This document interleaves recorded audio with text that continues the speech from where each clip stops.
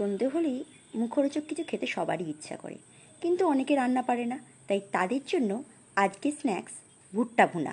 বাজার থেকে নিয়ে এসো কচি একটা ভুট্টা। আরে একটা আনলে তো সকলেরই খেতে ইচ্ছা করবে, কিন্তু পাওয়া যায়নি, কি আর করা যাবে। তাই তাই পরিমাণ বাড়ানোর জন্য এই ট্রিক্সটা আমি অবশ্যই ফলো করি। গ্যাসের ফ্লেমে প্রথমে পুড়িয়ে নিই, ওপরে লেবু মাখিয়ে নিই, কাঁটা চামচ দিয়ে এইভাবে ছাড়িয়ে নিই।